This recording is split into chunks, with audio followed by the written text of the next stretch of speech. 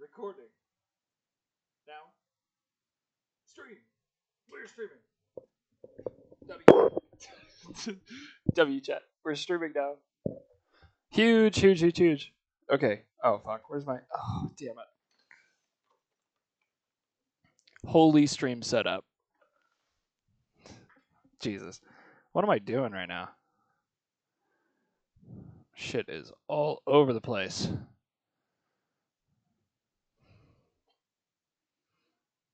Okay. Welcome. Sorry. I don't know what I'm doing. Completely different setup. Not completely different setup, but different location. Y'all know this. Or do you? I don't know. Sammy knows this. Sammy knows why it's different, at least.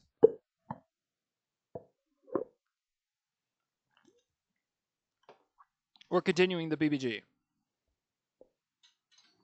Because we have to. Sorry about it.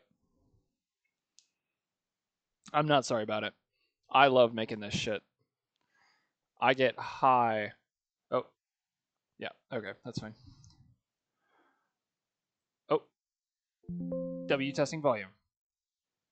77 works. I can just turn my headphones down as long as it's loud enough for y'all.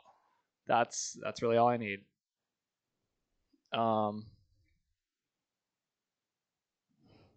Anyway. Minecraft. Better be working. Please. Is it displaying? Yes. Oh my god.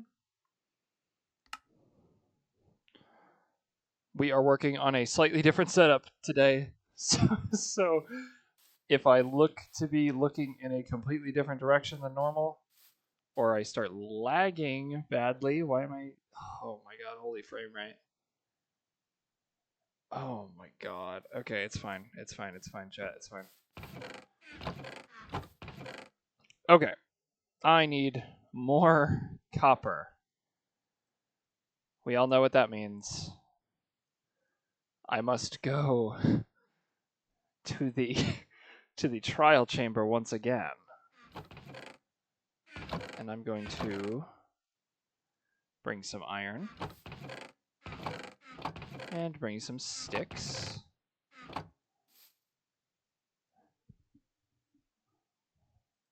And make an iron pickaxe as well. Because I don't know. I need some shit. But the BBG is looking amazing right now. I must say.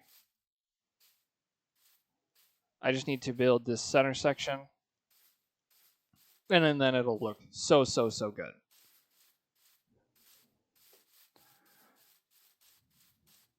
Sammy, if you're watching the beginning of this stream, yeah, at the end of every stream by like you said you stopped it by like 20 minutes ish.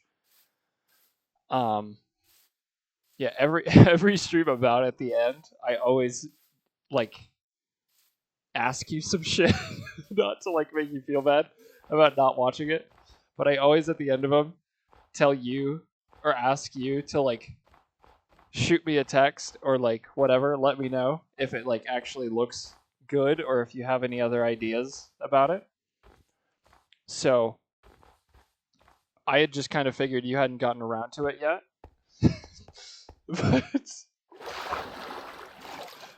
but yeah, no, I don't blame you for not watching the last 10-20 minutes of every stream because it's literally just some dumb shit. However, holy fucking face cam. This looks like shit, doesn't it? Is it my brightness? Because I'm in water right now. Okay, I just need to... Hold on. Let's mess with OBS for a second. We don't want it to be that close. I'm trying to figure out... I think my normal... My normal is like literally right here. Can I make that happen? I can't make it go higher. But I can make it go like there.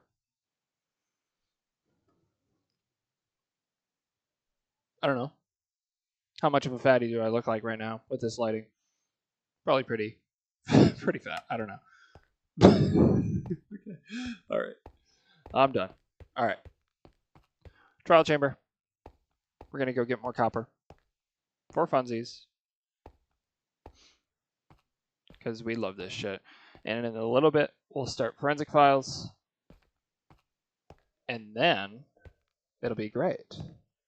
It'll just be perfect. Everything will be grand.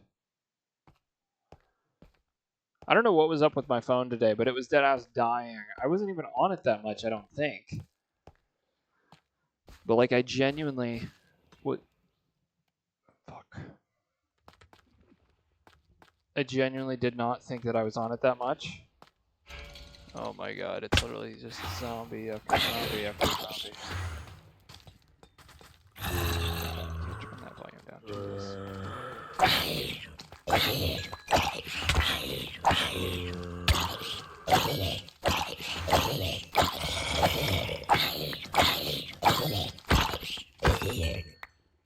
W. Alright. Guess who needs more copper? Me. Oh, not again. Oh, chat, I don't have a fucking ass shield. Oh, I'm cooked. I actually have to leave. I can't do any of this without a shield.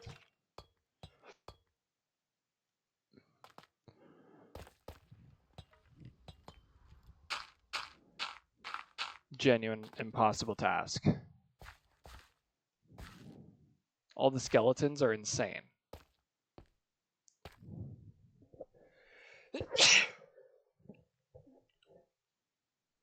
Thank you. If you didn't bless me, okay. You know what? I'm not gonna force you to bless me. But if you wanted to, I would really appreciate it. That's why I said thank you. Yep. Anyway, holy stupid bit. All right. I think I genuinely have been having like a constant allergic reaction to my work from just like seasonal allergies and shit.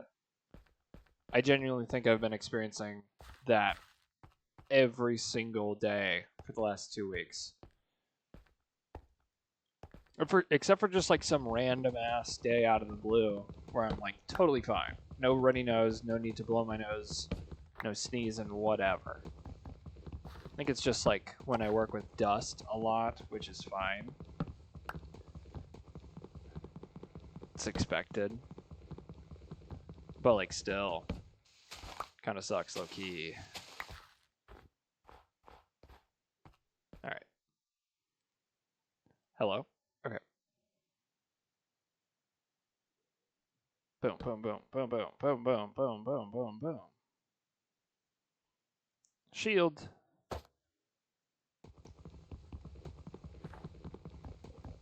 What was that sound? Oh, the tree breaking. Okay.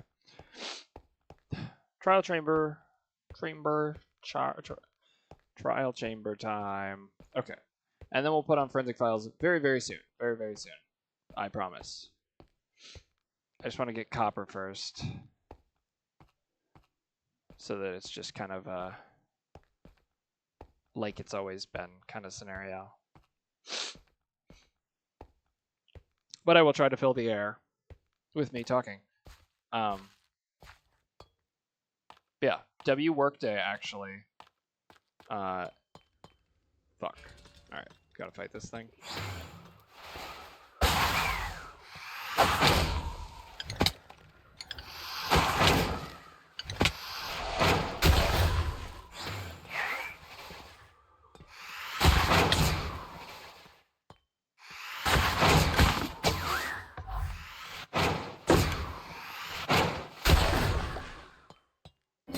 Oh, that's it. Perfect. Okay. So, oh, that's the wrong spot. It's over here. So yeah, workday was great. It started off really, really boring and kind of ass, frankly. Wow, wowzers, wowzers, wowzers. This is the worst ever.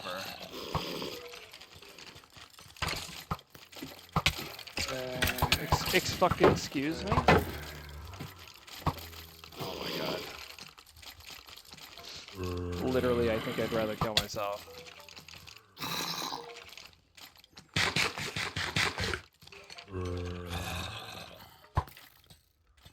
Can I break these? Is that a possibility? Look at me already. I already have 3 arrows in me.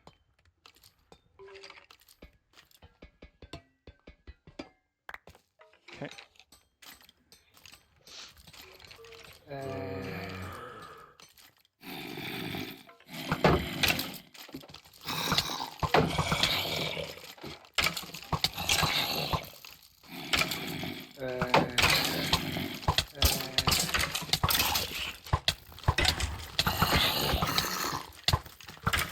Why is there so much knockback?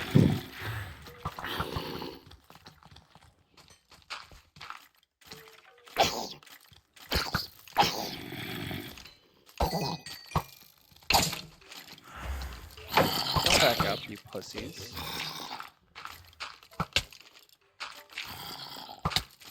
No shot. Oh my god, dude. Look at me! Oh my god, dude.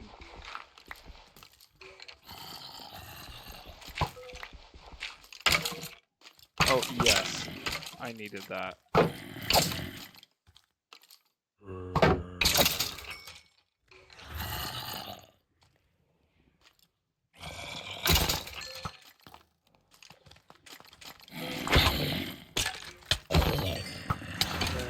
No, oh my god.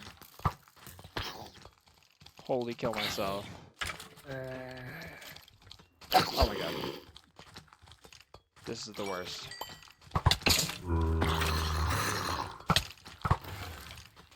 Holy kill myself. Holy kill myself. Where the fuck is the ladder? I'm done. I'm done. Fuck this. I know there's trial chamber shit in here.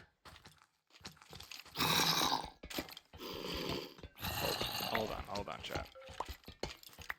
W idea time. W idea time. No!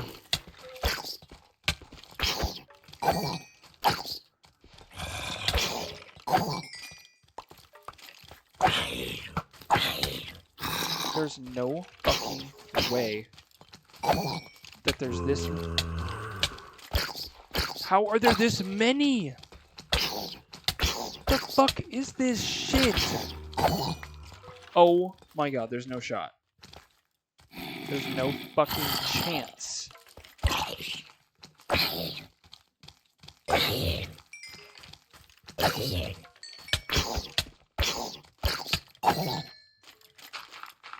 Fuck this, dude. Is this shit even worth it? Yes, of course it is.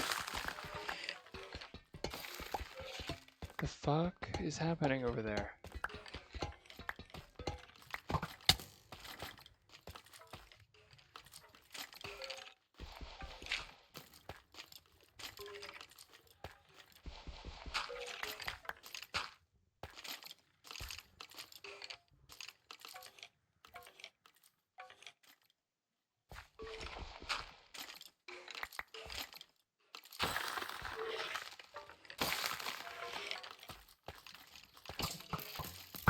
Oh, awesome.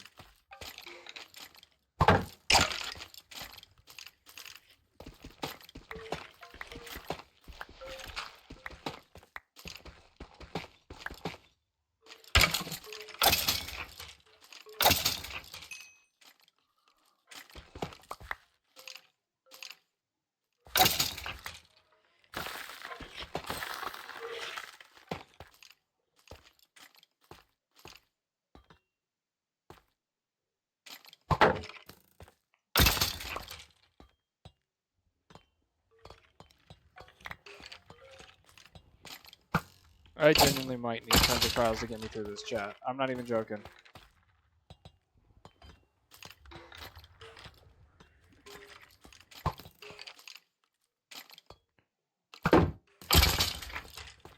Joe, what if I just pretended to be Sammy and listen to Kung Fu Panda 2 right now?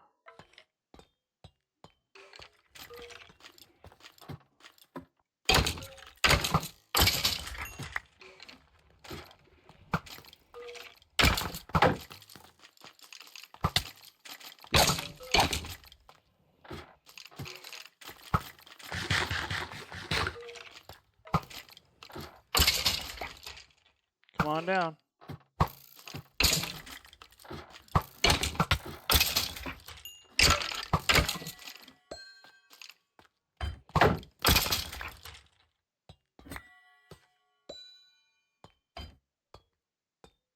The fact that I did all of that, holy fucking weird. My lights are dimming. Chad, I need to go home. Home. Not home. Home, my apartment home.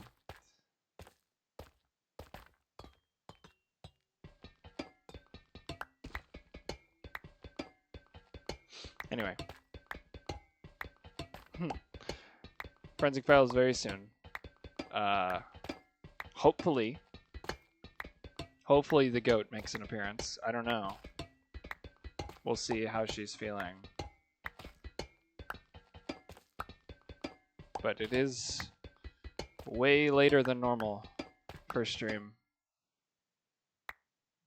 But, you know.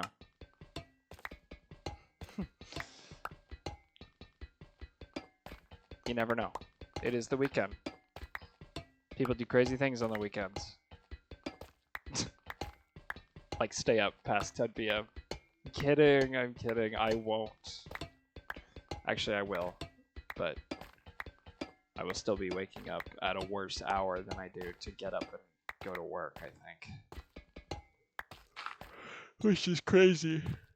Holy yawn. No fucking way. No way I'm yawning like this right now. Oh, I already cleared that out. Fuck. No, I do have to go back here.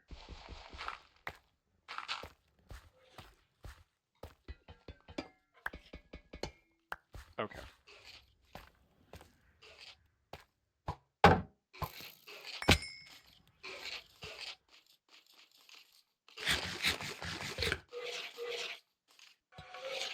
What the fuck is this sound, John?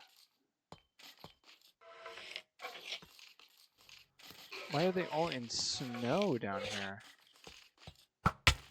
Oh. Oh, right. Wait, what the fuck?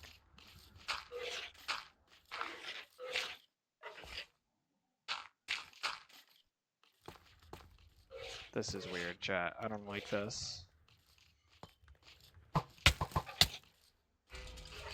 There's no fucking way.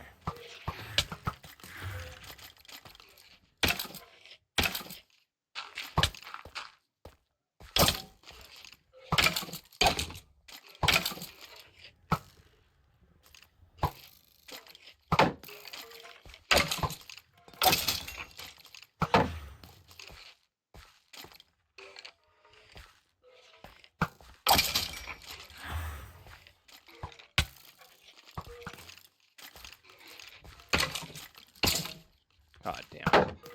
These places suck, dude. This is awful. I'm literally just here to steal all your copper. I don't want anything else to do with you. Clearly you all want me so bad.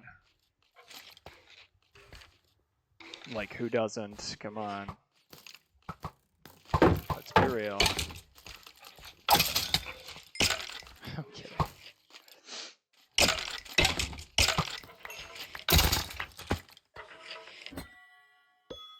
I don't know what to do about this, chat. These guys like bound to this area? What is this?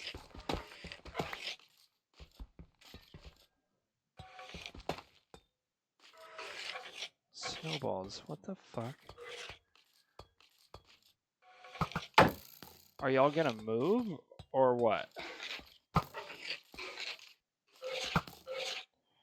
Guess not. Okay.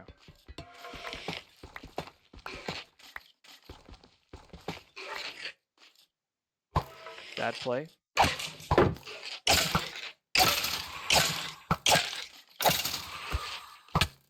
Okay. Yep. I can't even hit you, so.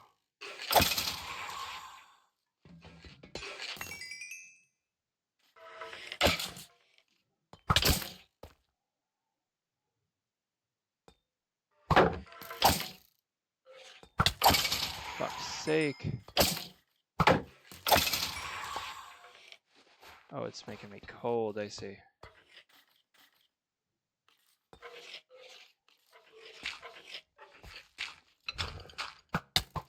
No, that's bullshit.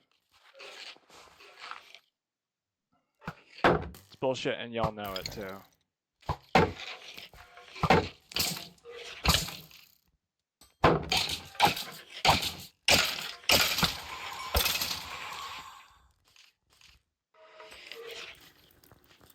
So do not have an ominous key. What the fuck is this? The hell is this place? I've never encountered this in my other trial chambers.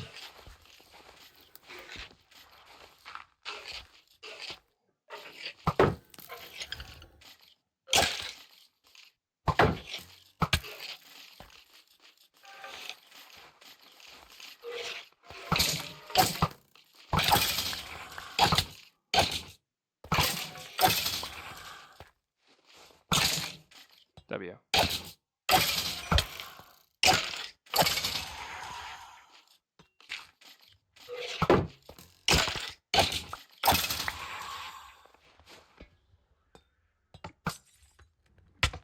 There is no fucking way I just got poisoned.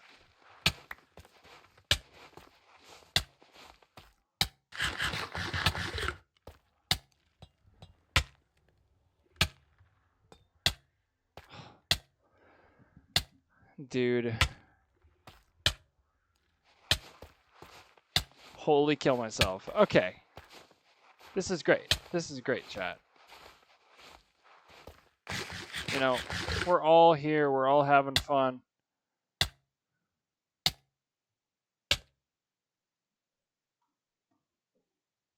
Making me want to kill myself. Holy shit. The hell are we doing, dude?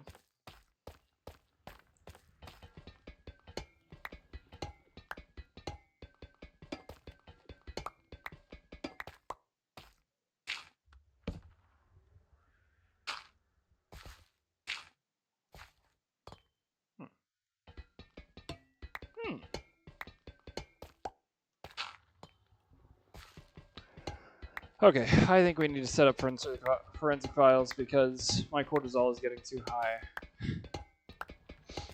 Is there another side to this? No. That light's just there for fun.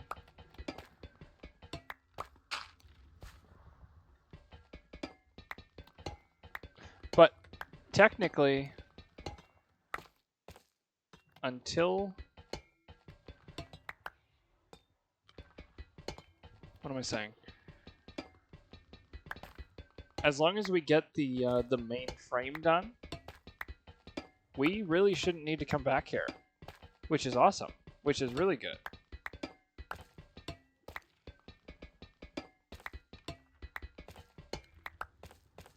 Actually, I should be collecting these stairs, shouldn't I? Fah! Okay. This actually makes all of this way easier. So, what is the point of this room? I have no freaking clue. Nope. Holy idiot.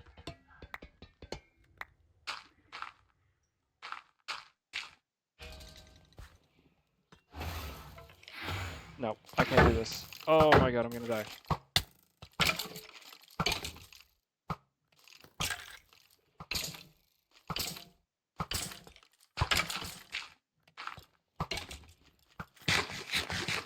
They're gonna shoot my toes, chat.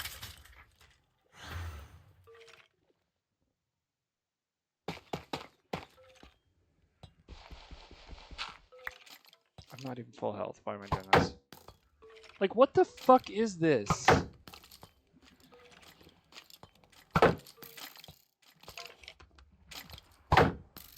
Why is he actually trying to do shit?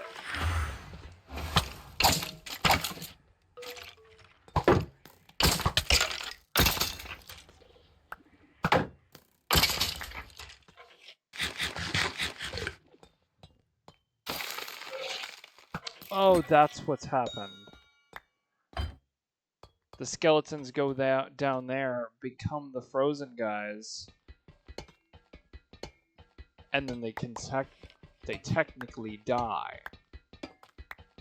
Okay, I get it. I get it. Right? Don't you, chat? Don't you? Wasn't that not completely intuitive? Don't worry. I'm an idiot. So.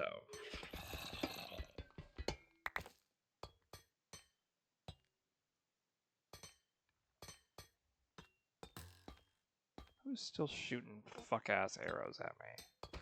Go die. Please.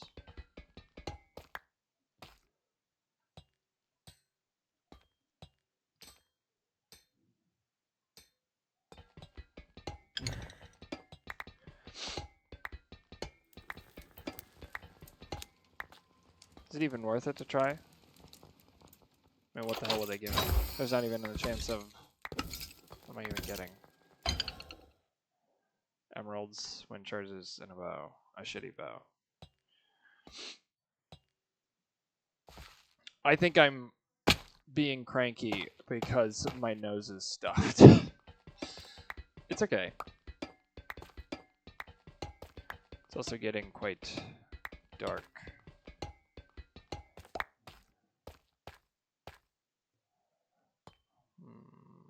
Oh, I should get that, shouldn't I? Oh, and all that down there, yeah. Okay, wait. Holy dumbass.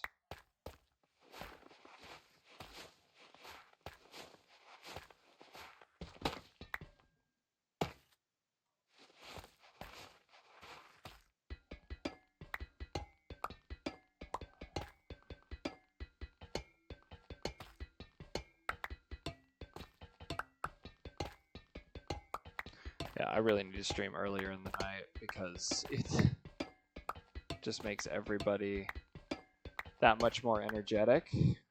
I can only drink so much, like, liquidy drinks to keep me alive, I know.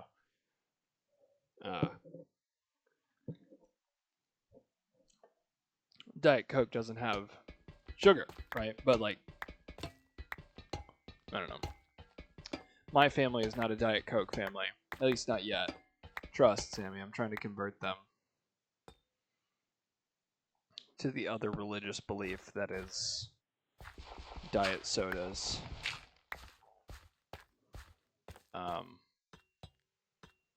Trust, it'll work.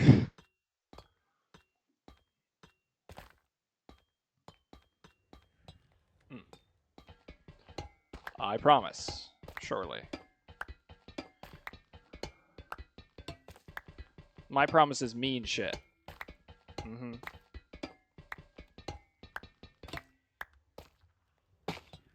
They ain't some empty...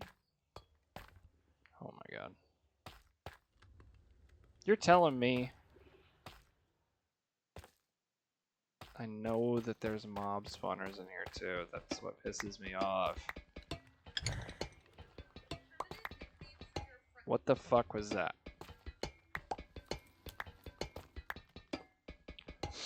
Actually, I might... Hold on. Pause! Mama pause! You don't know that joke. What the fuck am I doing? Oh my god. Get a grip, Thomas. Jesus.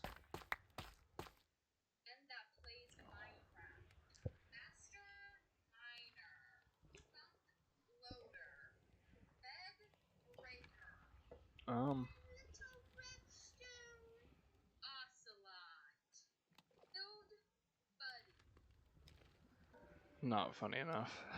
Why did I like triple voice crack there? What the fuck was that?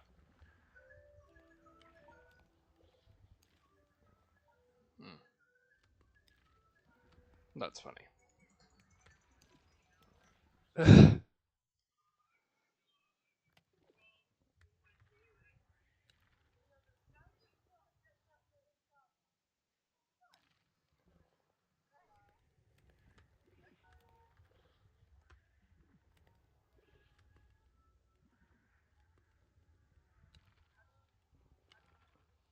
Sam, if you're watching this VOD wondering what the hell I'm doing, I'm sending you reels. So.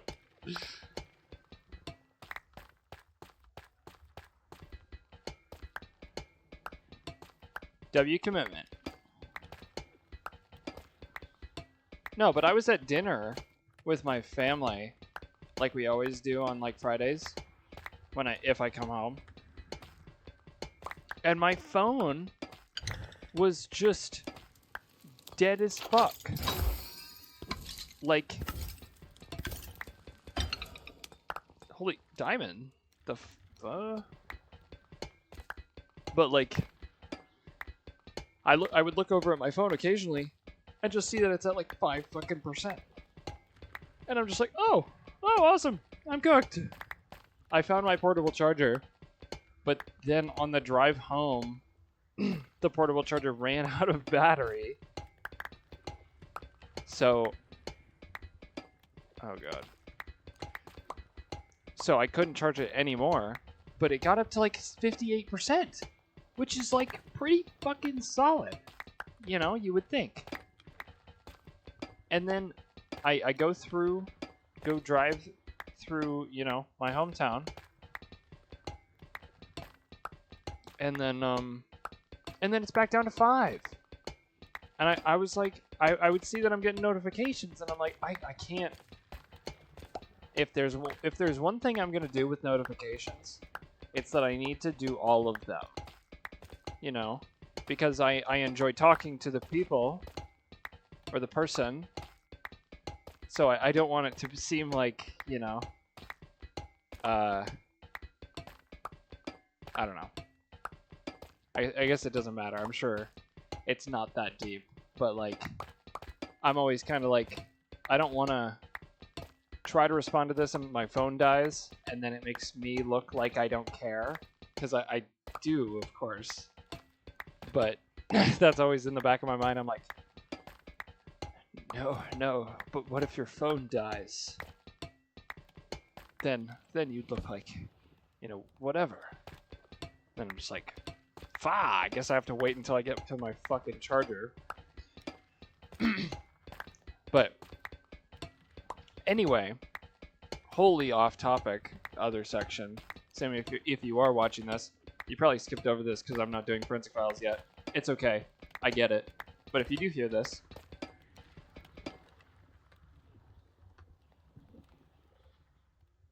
sorry.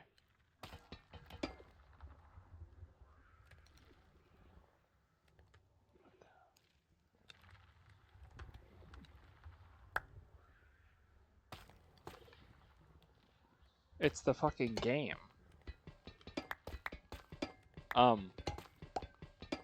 You have my location on Snapchat. I don't know if you knew that. If you did know that, congrats. Now, you know, I do know that you have it, and it's, you know, whatever. But if you didn't know, surprise, now you do. You've had it since I added you on Snapchat, but you have, you know, entered the list of trusted friends that I think would actually, that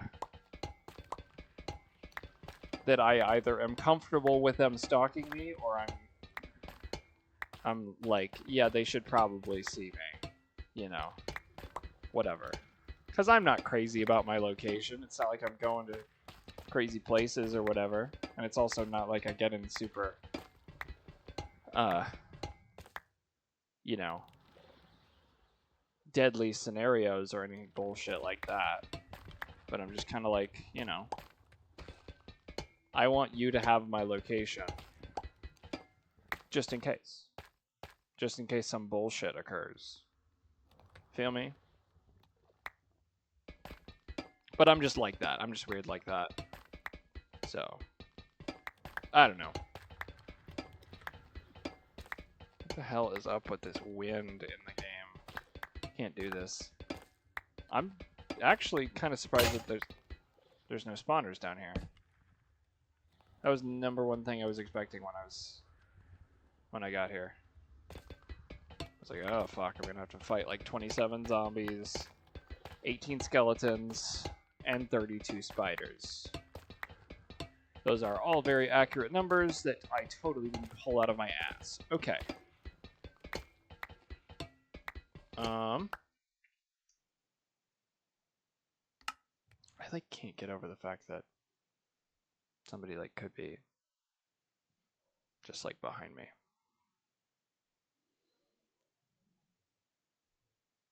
Okay. Forensic files time. Holy brightness. Jesus, that is bright as fuck. Okay.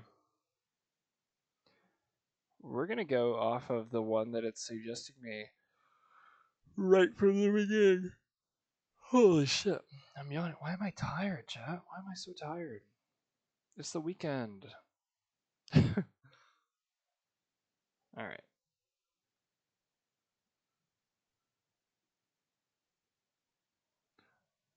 This one's called Smoke in Your Eyes. Shop your new mattress your way at Ashley. Browse our wide selection online from the comfort of your home.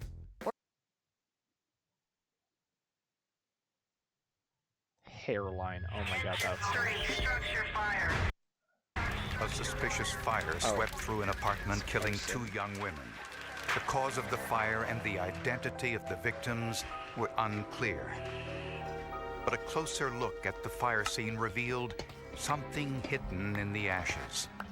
Could gas chromatography, a burned pair of eyeglasses, and a half-smoked cigarette solve the case? Oh, I bet it can. I'll bet it can.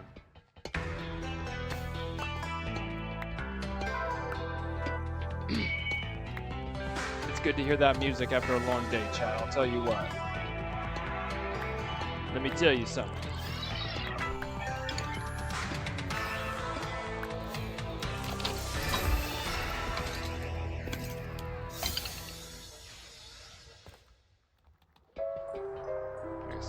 On a spring night in March of 1999, firefighters in Iowa City rushed to an apartment building engulfed Holy in Iowa flames City. near the University of Iowa campus. What? Holy Iowa City mention. Not that I know anybody from there. Rushed to an apartment building engulfed in. On a spring night in March of 1999, firefighters in Iowa City rushed to an apartment building engulfed in flames near the University of Iowa campus. Whoa. District 1, Engine 2, you're responding to all sorts of structure fire. Need a second ambulance down there? We have another victim. We will be removing 1 victim. When they arrived, they had fire blowing out windows and doors of the apartment building. Immediately had the opportunity and the necessity to initiate an aggressive fire attack. Just inside the entrance, firefighters found what appeared to be a body. Then in the back bedroom, another gruesome discovery. They were unable to see, and so had to use the just feeling their way around the apartment and checking on the bed. They found the second victim. A driver's license found next to one of the bodies belonged to 29-year-old Laura Watson Dalton, Hold on. a paramedic Pause, chat. Pause. who I had need to come make sure. to Iowa City to visit her cousin. I need to make sure audio's good. She had really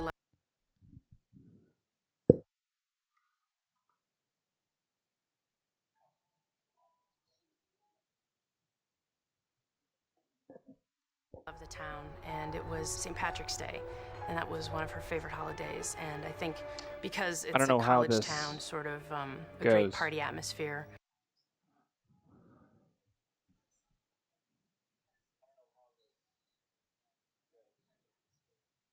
Okay.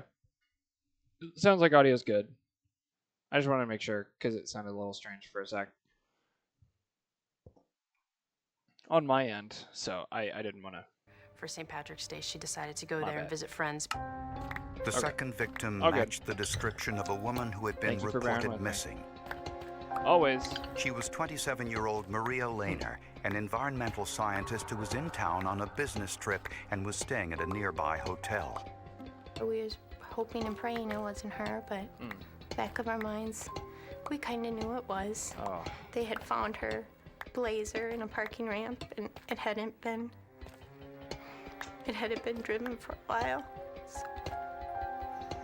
The apartment was rented to 3 college students who claimed they were out of town on the night of the fire. Oh, brother. The men said they gave no one permission to stay there, Men. and they also denied knowing either Laura Watson or Maria Lehner. At the morgue, the medical examiner found evidence that the women were dead before the fire started. No way. There was no soot in the lungs of either victim. Therefore, we were able to conclude They died before the scientifically fire. that they expired prior to the fire. Yeah, it was evident Same they had thing. both been killed by blunt force trauma to the head. Oh. Inside the apartment, investigators found a barbell that contained blood and human hair, Holy leading to stupid speculation gym that mail. this was Pulled the this murder shit off. weapon. No way. They also found a gasoline container. You might find gasoline cans stored, of course, in garage or Man, utility I'd kill a closets, gym bro but dead if I saw to that find a shit. gasoline can in a hallway of an apartment, I think that would be rather odd. I'd kill him dead, Chad. I'd kill him Investigators believed that the fire may have been intentionally set and that clues to the killer's identity could be waiting at the crime scene, hidden in the smoldering ashes. dead. Probs. And they also wondered why these 2 women were in an apartment rented by men they'd never even met. Yeah. Good cue. Let's find out.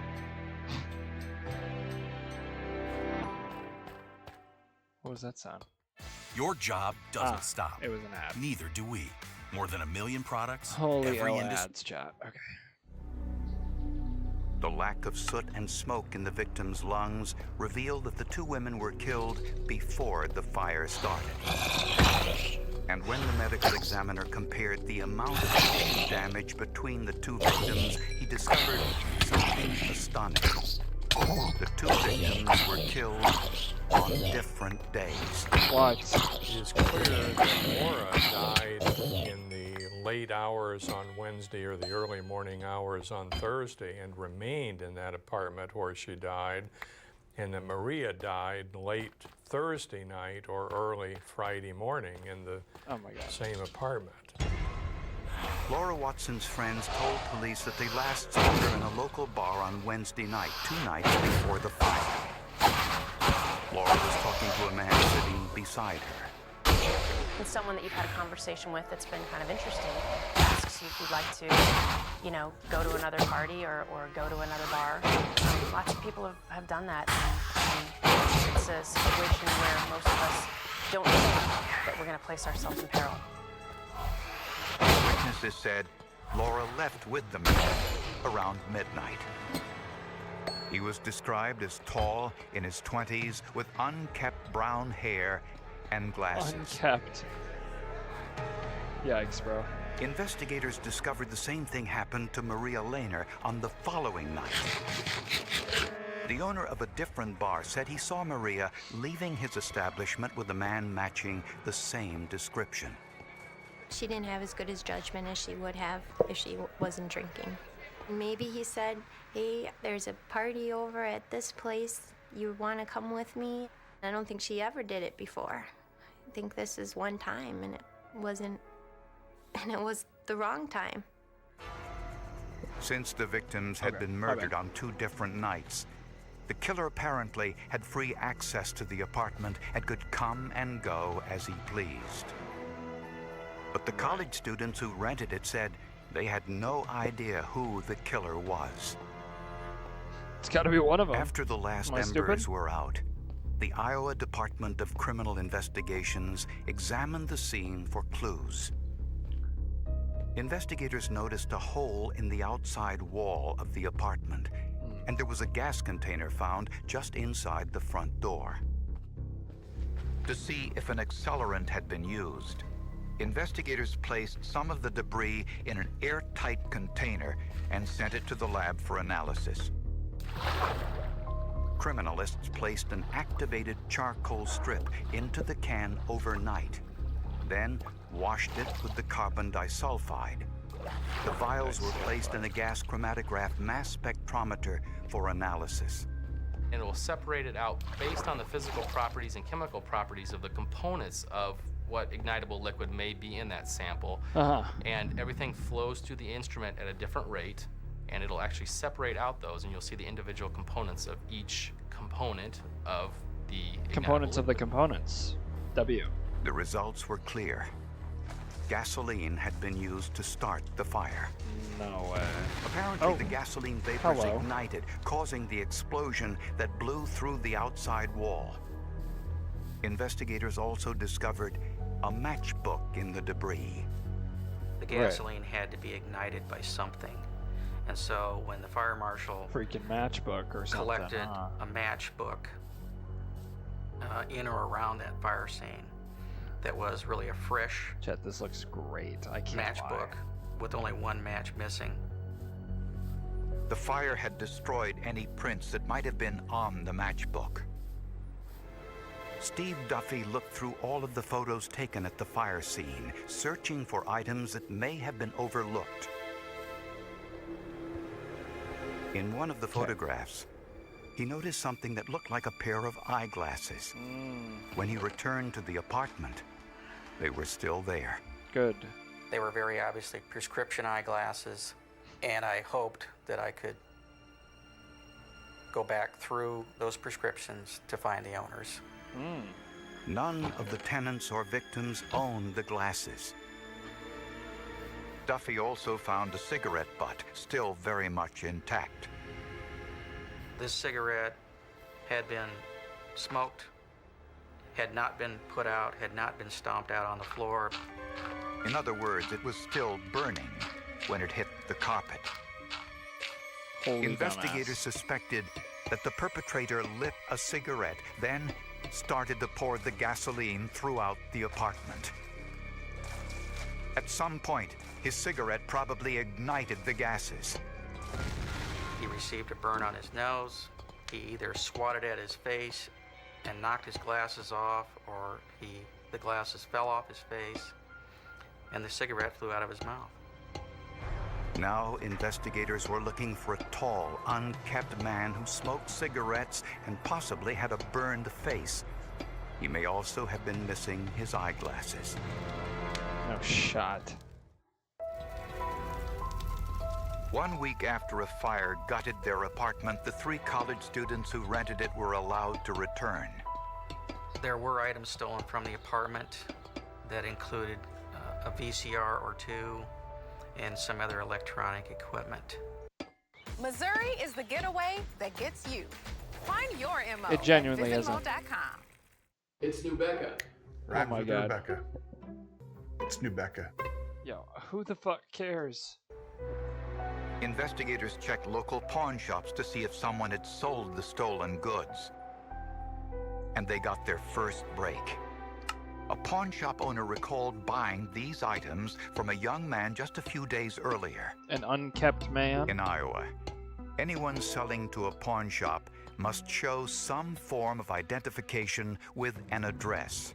With an address? The man who sold the items was John Memmer, a 23-year-old drifter, known around town as a partier. John Memmer was very adept at inviting himself to those after-hours parties. Because of that, he was a person who could con his way into staying over at any number of apartments and sleeping on their couch or what have you. One of the apartment tenants said he knew Memmer and had let him sleep overnight a few weeks earlier. didn't have a lot of friends. He didn't have a job. He wasn't enrolled as a student. Holy He was cooked. sleeping where he could. He was very transient, and yes, that made it more difficult to find him. Mr. Memmer basically made his living by being a thief. Police finally caught up with Memmer, who was on probation at the time for a forgery conviction. When he was questioned, investigators noticed he had a burn injury on his nose. Oh, brother. Memmer admitted he had been in the apartment while the tenants were away and also confessed to stealing their stereo and television set, but he denied killing the women or setting the fire. Right. He said there was another drifter sleeping in the apartment Another that week drifter. too. Police wanted to see The hell are the odds if of they that? could tie Memmer to the evidence. I bet they could. Immediately after the fire and explosion, he did not have eyeglasses. And during the following week, he acquired another pair of glasses. What a guy. Using a machine called a lensometer, an optometrist determined the degree of curvature or diopters of the lenses. The strength of the lenses matched the prescription Memmer had been given by his eye doctor. In John Memmer's situation, he needed his eyeglasses to see. He would not leave his eyeglasses laying around. So, to find his eyeglasses at the scene of a double homicide and arson was Yeah, brother, you're cooked. Police needed more proof. They looked once Needed again more at the proof. cigarette butt, the one investigators suspected had inadvertently ignited the fire. Was it possible this cigarette butt contained the killer's DNA? Oh, probs. Scientists removed the wrapper from the lip end of the cigarette, then separated any cells present in the paper. The biological sample was then reproduced to create a larger sample for analysis, then compared to a DNA sample taken from Memmer while in custody. It was a match. Statistically, the chances of the DNA in the cigarette butt coming from anyone but Mr. Memmer are too small to consider. But Memmer admitted being in the apartment, which could account for him leaving his glasses and the cigarette butt. Police needed more proof. Evidence, Jack? What? Investigators then examined Laura Dalton's leather jacket found in the apartment. Somebody came up and said, you know, while we have this jacket, why don't you go ahead and look at the jacket? Maybe there's a print on a button, a snap or something.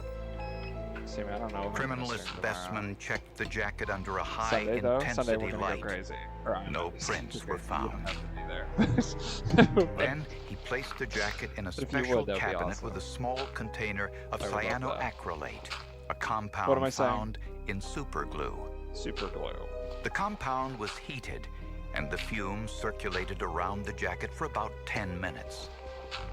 The cyanoacrylate has made kind of a little fibrous network over those fumes, and we can look at it, and it makes the ridges stand out white instead of the black like you see on a fingerprint card. To his surprise, Bessman found a partial image of a foot impression. No way. The print was dyed to fluoresce under forensic lighting. Lit up like a Christmas tree, chat. Bessman compared that print to the soles on the shoes confiscated from John Memmer when he was taken into custody. Both prints were the same size and make. Holy idiot. There had to have been a contaminant on the shoe or something on the coat that the shoe removed when it made contact with it. So it was rather unusual to develop a footwear impression this way. And there was something else on the shoe. A tiny piece of evidence that would tell investigators exactly what happened to Laura Dalton and Maria Lehner. Exactly. That's strong. Investigators so found excited. one last piece of evidence linking John Memmer to the murders of Laura Watson Dalton and Maria Lehner. It was a tiny piece of material on Memmer's shoes. On the side of the sole, about the size of a pinhead, kind of a reddish-brown stain that I believe might have been blood. The stain was lifted using sterile water, then tested using DNA analysis. The DNA from the blood on the shoe matched the DNA sample from Maria Lehner. That's It just made it just more sad because you kind of knew what he had to do to get blood on his shoes. Oh. It's not just the mattress, but your Yes, whole she is sleep dead. setup Yes, that's she wrong. was killed. Ashley could literally fix all of. That was critical. It showed that John Memmer had been in contact with Maria Lehner, even though he denied it, and that at some point he was with Maria Lehner when she was bleeding. John Memmer was charged with first-degree murder. We had other forensic evidence, the jacket, the footwear analysis, the eyeglasses, but it was the DNA analysis that found Maria's blood on Memmer's shoe that was the final straw that let us go forward. Prosecutors believe John Memmer broke into the apartment when he knew the tenants were out of town. Holy idiot jump. That was almost How he lured Laura Dalton to the apartment on Wednesday evening isn't clear. But prosecutors believe Memmer may have made a sexual advance, which was rejected. Oof. In a rage, El Memmer, dude. El Memmer Memmer. killed Laura with a blow to the Jesus. head. Oh my god. On Thursday night, Memmer probably lured Maria Lehner to the apartment the same way. And when she too rejected him, he killed her as well. That's crazy. On Friday, after stealing the television and stereo, Memmer decided to destroy all possible evidence that he had been there. He lit a single match for his cigarette, then set about the process of pouring gasoline throughout the apartment. But he made a mistake. The gasoline caused fumes to build in the small apartment. Oh, dumb, stupid idiot. And his cigarette caused the explosion. Oh my god. It knocked his glasses off, burned his nose, and the cigarette butt and matches went flying. That was probably John Memmer's downfall, smoking the cigarette, because he left behind valuable evidence. Stupid, dumb, And idiot guy, bro. nearly killed himself. A waste. A waste. He's a waste of human being. Yeah, genuinely. Soulless. Yeah. I don't think probably ever contributed anything, and is a Real. probably has spent all of his life using people and taking. Real. Not real, At but the like, trial, yeah. it wasn't just the forensic evidence that made an impression on the jury. Memmer was sporting a new tattoo as he sat at the defense table. In the gang world, a tattoo of a teardrop signifies You killed somebody you've in murdered jail. someone. Oh, not in jail, just okay. In this sorry. case, that was significant because John Memmer did not want one teardrop at the corner of his eye, but he wanted two. Did he get two? No shot, no Talk shot, no about- shot, no shot. He did get two. Memmer was sporting a new tattoo as Oh he my sat at God, the defense Chad. table. Chad, he's In the gang chopped world, too. A tattoo of a teardrop signifies you've murdered someone. In this case, that was significant because John Memmer did not want Holy chopped. Hold on. Let me find a way, Chad. Let me find a way.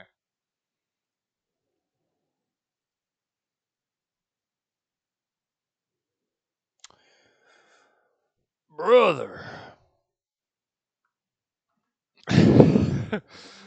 Why did he think the tattoo would... What is he doing? He's just gonna get killed. Not killed, but... I mean, shit, he might. Death penalty and shit. What a guy. Only at Iowa City, though. Alright. Back to Minecraft. Alright. one teardrop at the corner of his eye, but he wanted two.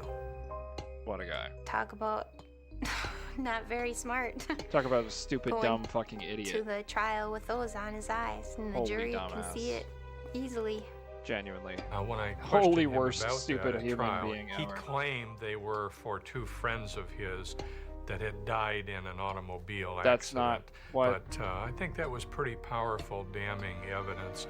In truth, in the aggregate, it was a small piece of circumstantial evidence, but it was an interesting addition to the totality of the case. Bro is such an idiot.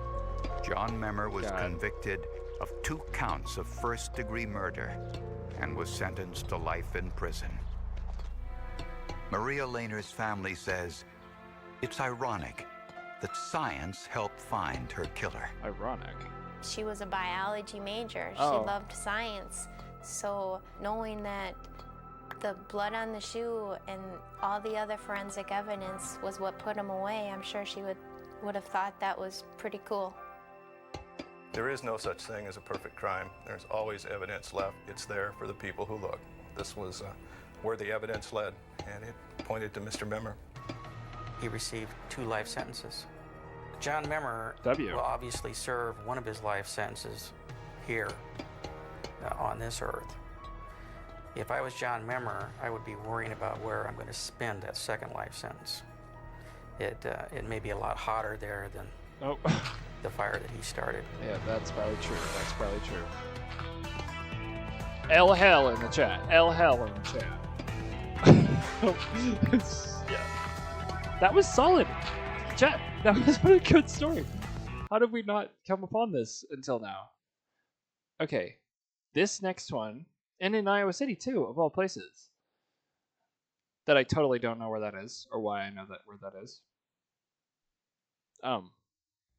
Next one's called Fireproof. Probably another arson story. Nothing wrong with that, but let's see. In 1992, there were more than 75 suspicious fires set in Seattle, Washington during a 6-month period of time. All appeared deliberately set. It was the biggest arson case in American history. Oh, really? My bad. Solved with behavioral profiling, hypnosis, and a piece of art.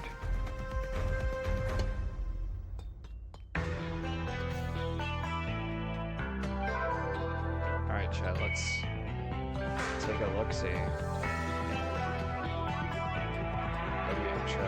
W-intro music. All of the above. Okay.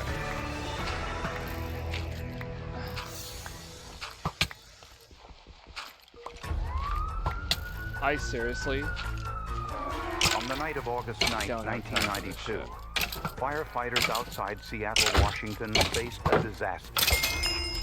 3 churches were engulfed in flames at the same time, just a few miles from one another.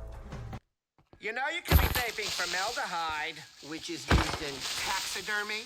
Yeesh. Oh no, chat, it looks bad. Payne. Oh no, it looks bad. Oh no, it looks bad. She doesn't know that missing a monthly payment can stay on her credit chat. report It for looks up bad. to 7 years. Don't be like Miss Oh Payment. no, it looks Learn bad. how to avoid the wreckers at creditwreckers.com.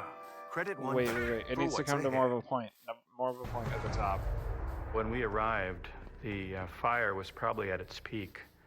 The flames were shooting above the sanctuary, which was a very large sanctuary. I thought it would be I would guess, too pointy, it must have but it's been not pointy enough. 3 stories high. The next morning, parishioners of Trinity Lutheran arrived to find their church in ruins. Reverend Rouse made an unusual decision. He would conduct services anyway. The parking lot was turned into a makeshift church, and in the midst of smoking embers, the congregation held their Sunday service. As I looked in the faces of many of my parishioners, you could see the sorrow, the disbelief. Many were crying, tears of sorrow. My staff were crying and holding each other. They thought this can't be true. Arson dogs were brought in to look for traces of flammable liquids, but they found none. And chemical tests of the rubble couldn't find accelerants either. There was really very little trace evidence for us to recover at the scenes. There was no vandalism at the fire scenes, so the motive appeared to be thrill-seeking. And all of the fires started the same way, on the ground floor at chest level. Interesting. Over the next several weeks, There were 8 church fires. 6 What? were Lutheran churches. Eventually, the arsons moved on to businesses and homes. In one night alone, there were 12 different arson fires. All of the fires were set at night without the use of accelerants.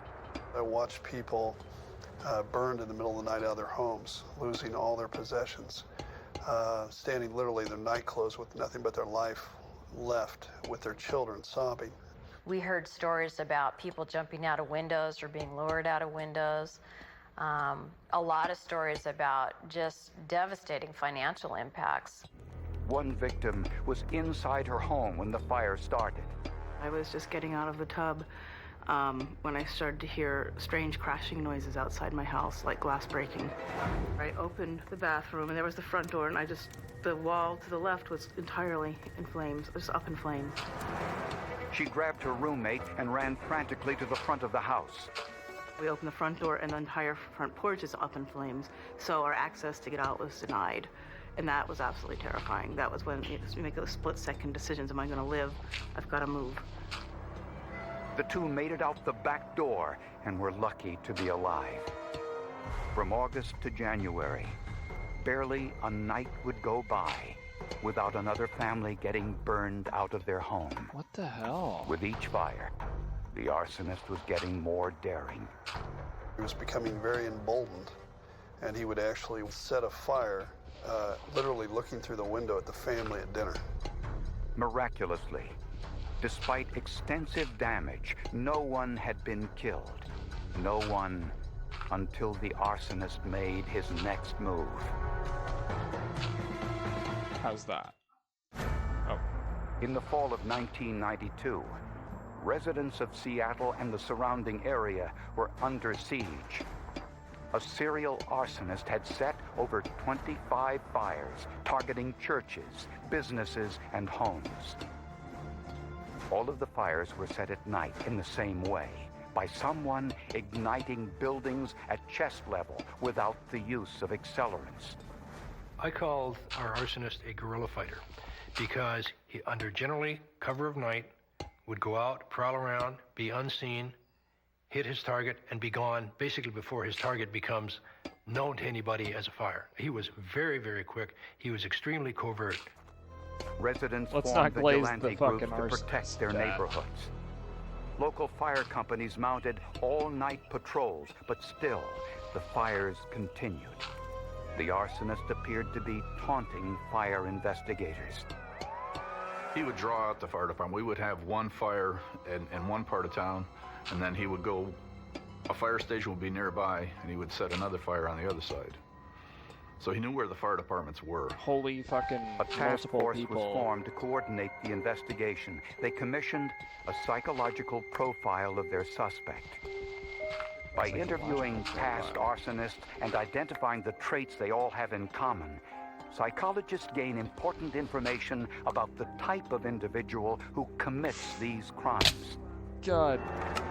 The profile Damn it. described the arsonist as white, in Oh, his late that pisses teens me to off. early 20s, with an alcohol and/or drug I get to problem. rewatch the whole He was fucking thing again. intelligent, but an underachiever who had probably just experienced some major trauma in his life. Oh my God. He would probably be working as a salesman or delivery person, since he seemed familiar with many sections of the area. This better look good.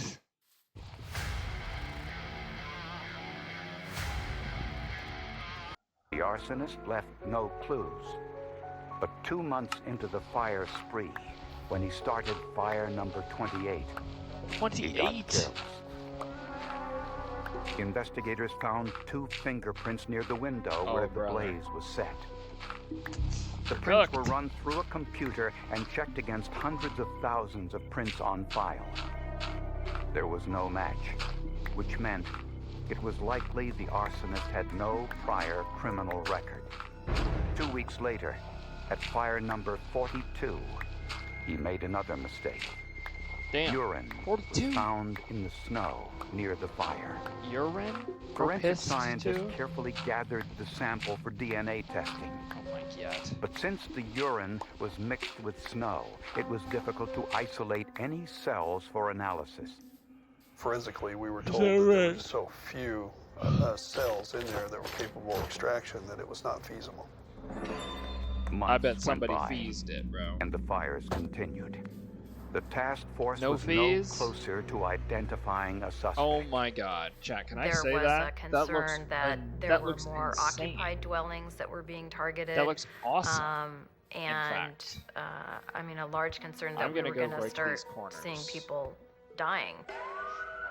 Unfortunately, just after midnight on September 22nd, 1992, those fears were realized.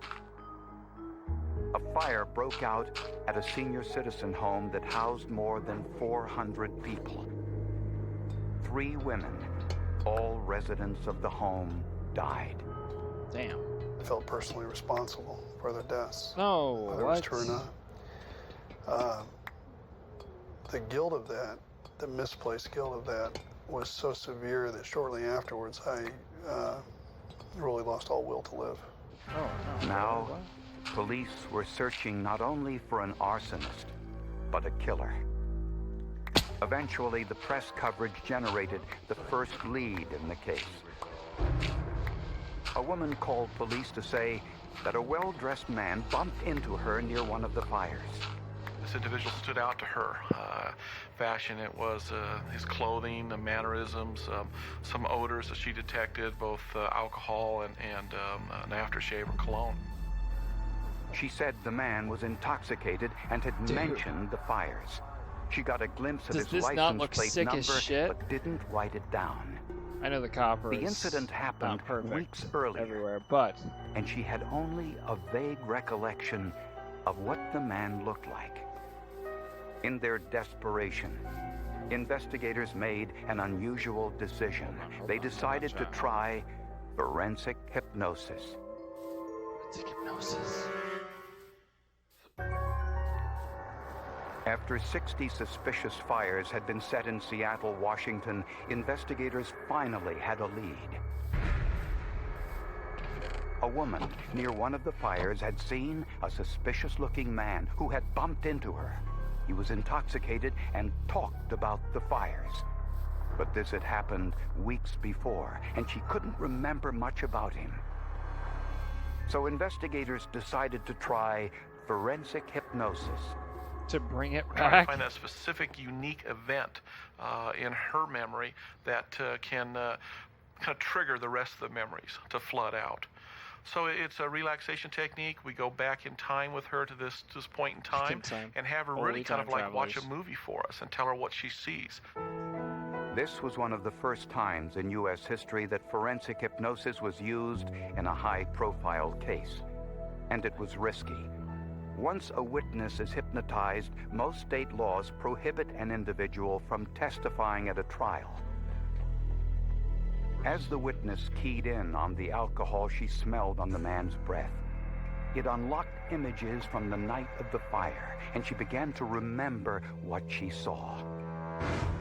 She recalled a man, tall, thin, with hair pushed back off his face, well-dressed, wearing an Oxford shirt.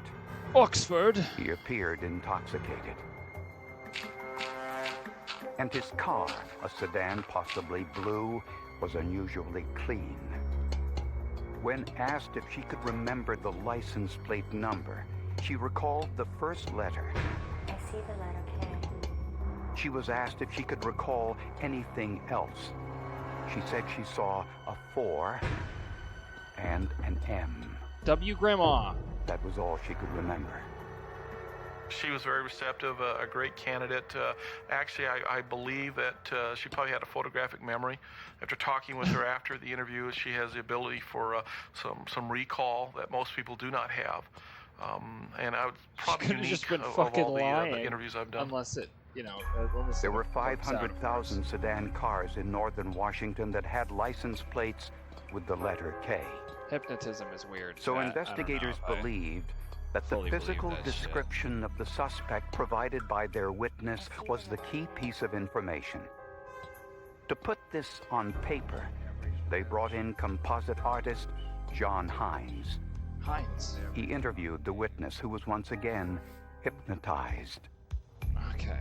She's the only witness I've ever done a composite drawing of who's been under hypnosis.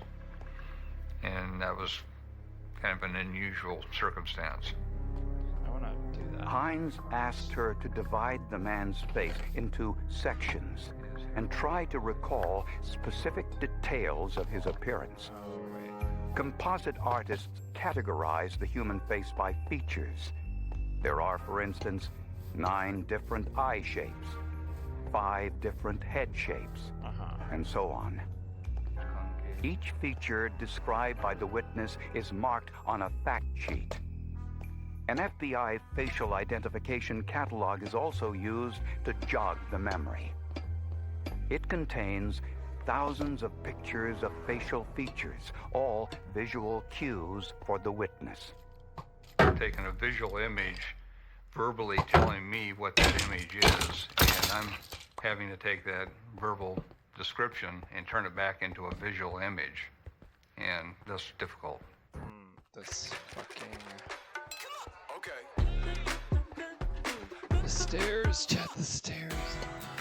Whether you're a professional technician or simply take pride in maintaining your own cars, Harbor Freight offers quality auto tools to meet your every need at prices that can't be beat.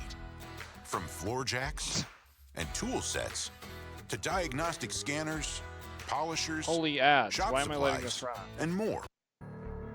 Using the information from the interview, Hines drew what the witness described. The process is an unusual combination of interviewing skill and drawing talent. Each feature was put on paper with painstaking attention to every detail the witness remembered. What are those? After 2 hours of meticulous work, an image I don't hate was it. I formed. like it a lot. But... Perhaps this was the first look at the arsonist. Wait, chat. When let's the take a look. drawing was finished, Oh, nah. Okay. Okay. Yeah. Yeah, all right. Yeah, all right. Okay. For sure. All right. Let's see where it goes. Let's see where it goes. Hines showed it to the witness. She said that it looked just like the neatly dressed man she'd seen. Just like him, huh? 5 months into the fire spree, the task force released their composite drawing to the press. They also released 2 others as a control to help guard against false leads. The psychological profile was also given to the press. It wasn't long before the hypnotically enhanced composite drawing paid off. Hypnotically enhanced the day composite that drawing. the composites appeared in Holy the shit. Herald, I just became physically ill. What does that mean, Chet? When the composite drawings and psychological profile of the arsonist were released to the media, this man, George Keller, believed he knew the identity of the arsonist. He immediately went home and looked through his cell phone records and discovered that one of his business phones was used on the dates of the fires from locations near the fires. And his business credit card receipt showed that one of his cards was used to purchase gasoline in areas near the fires on the same dates. So we need so much sand. George chat. Keller faced a gut-wrenching choice.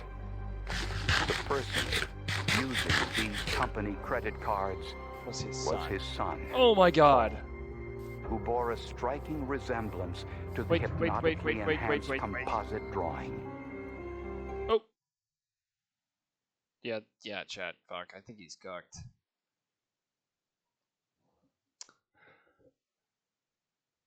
Yikes. Eyebrows are a bit too thin. But yeah, okay. Yeah, alright. Yeah, I suppose. Mm-hmm. Oh, shit. Chad, I forgot to continue the video.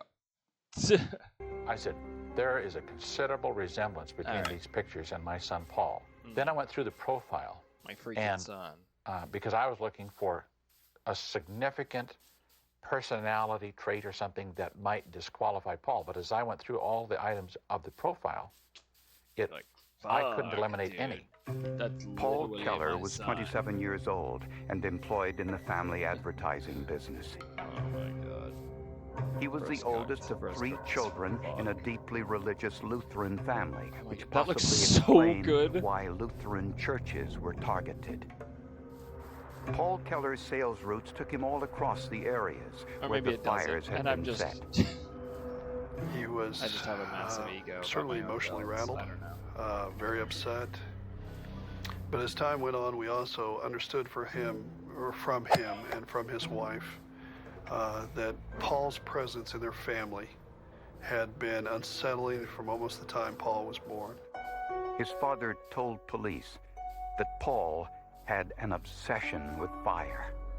He said his son had applied for a firefighting job, but had been rejected, and that he had set a fire when he was 9 years old. Oh, shit. He fit other aspects of the profile. He was intelligent, but had done poorly in school, had problems with alcohol, and most striking, had suffered an emotional crisis just before the arson spree began.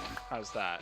He at that time was going through a divorce. He was filing for bankruptcy. His life was falling apart. He was drinking heavily. Yikes. And the first 3 numbers of his license plate were exactly what the hypnotized witness remembered. Holy W, Grandma. I guess I'm the assuming task it was force Grandma. put Paul Keller under surveillance. For 10 days, they followed him, hoping they could catch him in the act. The task force people were trying to keep Paul under surveillance, which was real challenging. And they would lose him periodically, and everybody would panic. Eventually, they decided to take him into custody. Hi. Hi, Detective Isaac from the Everett Police Department. Yes. Hi, Keller. Yes. You Paul K. Keller. Yes, it is. Born January 6, 1966. Yes, it is. Keller, you're under arrest. We have a warrant for your arrest. When Keller arrived at task force headquarters, his father was waiting for him. George Keller is a bear of a man, and as he embraced him, he put his mouth very close to his ear, hugged him tightly, and said, "It's over, son. It's all over."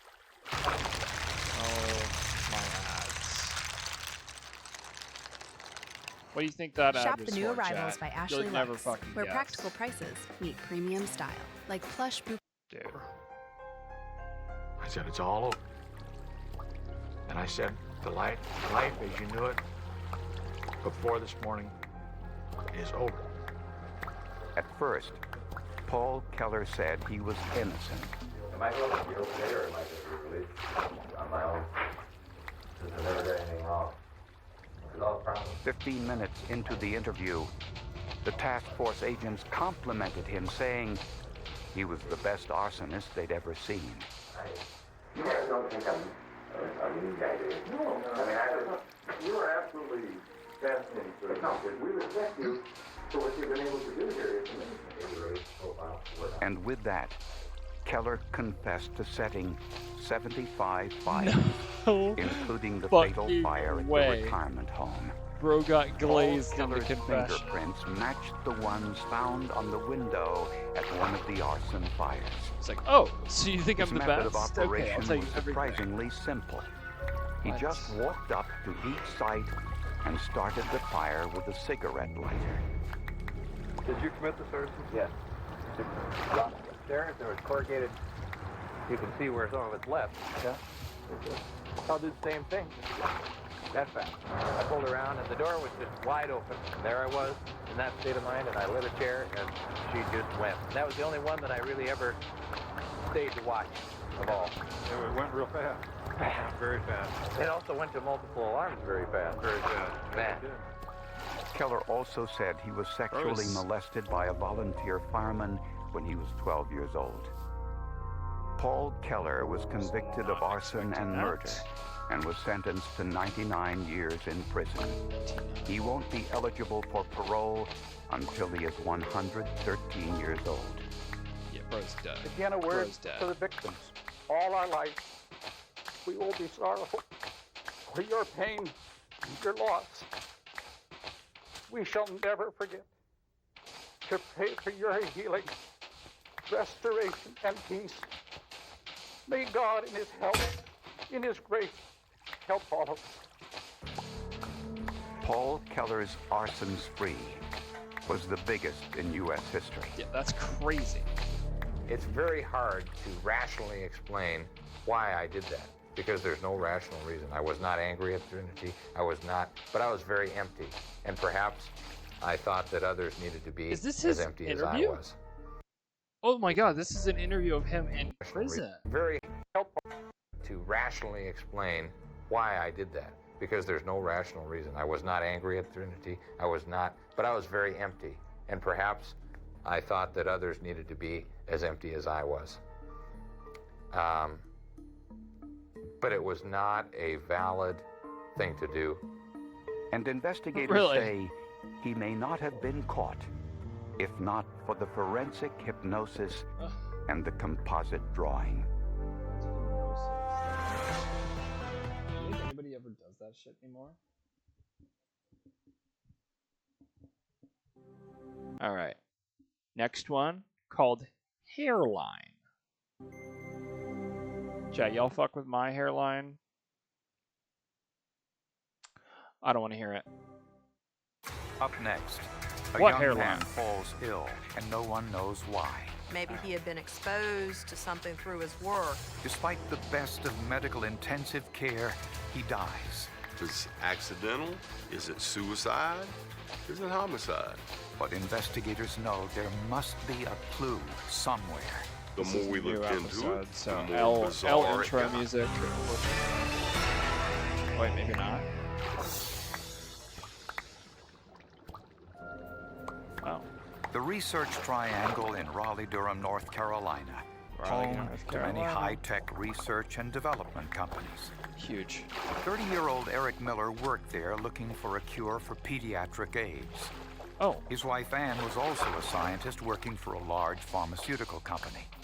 Eric and Ann Miller were living the American dream. They had good jobs, Were they they? had a beautiful baby, they lived in a nice house, they attended church.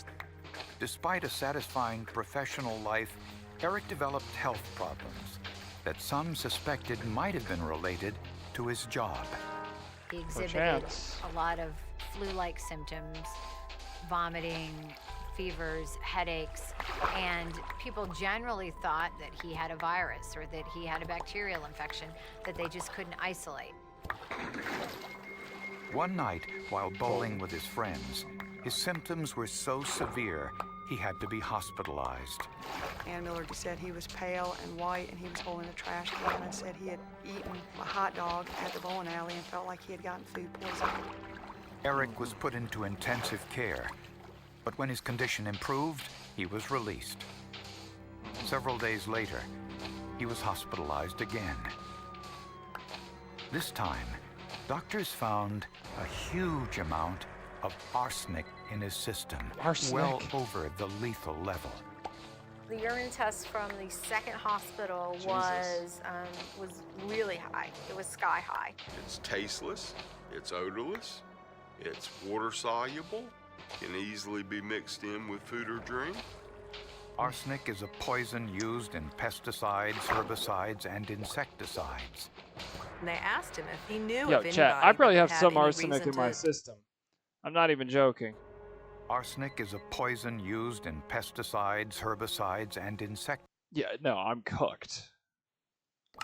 I definitely got the freaking arsenic all up in me, chat. At least like minimal levels, you feel? I love when I'm riding on a fucking, how do I say this other than it just being sounding fucking redneck as shit. I love when I'm riding on a fucking gator. I'm just gonna say a gator because it's easy, or I can say like four-wheeler, whatever, it doesn't matter. I love when I'm riding on something through the farm and then the person next to me says, yeah, you smell that? I go, yep. And they're like, that's it's pesticide. And then I'm just left to sit there and think about the fact that I just inhaled a nose full of poison. What the fuck? What the fuck?